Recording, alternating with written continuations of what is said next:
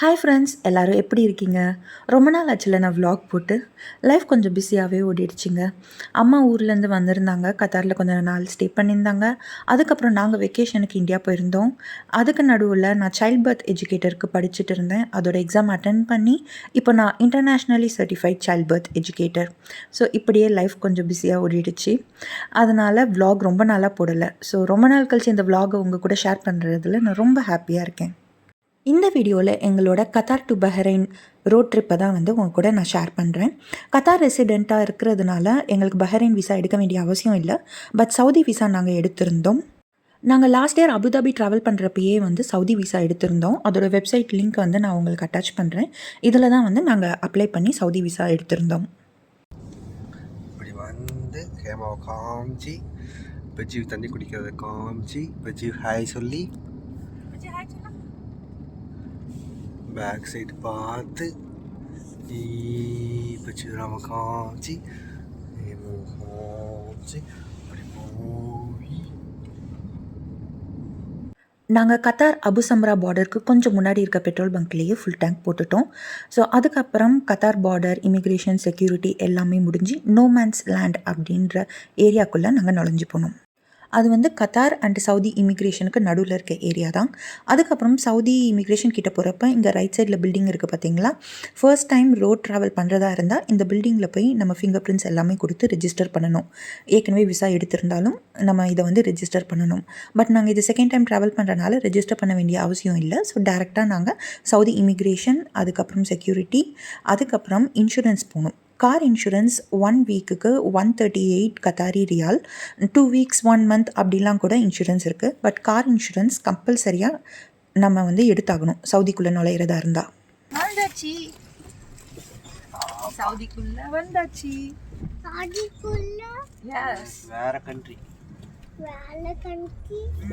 Welcome to Saudi Arabia. எங்க போட்டிருக்கா? Wow.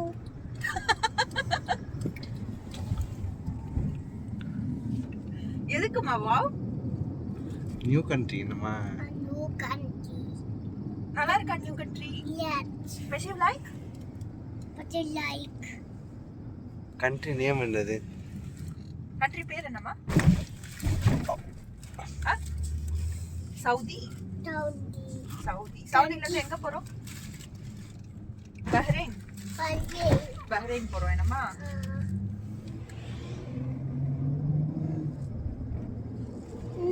இன்னும் ரொம்ப தூரம் போகணும். ரொம்ப தூரம் இருக்கா? எஸ். தூரம் இருக்கா?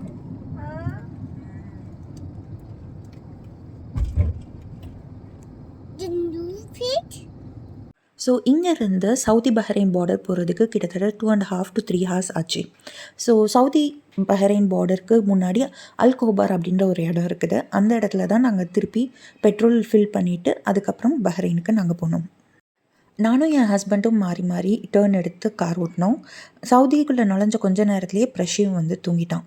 ஸோ நாங்கள் போர்வை தலானிலாம் எடுத்துகிட்டு போயிருந்தோம். எங்கள் கார் பின்னாடி சீடு கொஞ்சம் மடக்க முடியும் அப்படின்றனால ஃபோல்ட் பண்ணி விரித்து ப்ரெஷ்ஷைவை கொஞ்சம் படுக்க வச்சுட்டோம். அதில் சவுதியும் பஹ்ரைனையும் கனெக்ட் பண்ணுறது ஒரு பிரிட்ஜு. அதோட நேம் கிங் ஃபஹத் காஸ்வே. அது 25 கிலோமீட்டர் லாங் பிரிட்ஜ். எக்ஸாக்டாக அந்த பிரிட்ஜில் போகிறதுக்கு 25 ரியால் பே பண்ணணும், டால் ஃபீஸ் மாதிரி. நாங்கள் கார்லேயே அதை பே பண்ணிட்டோம்.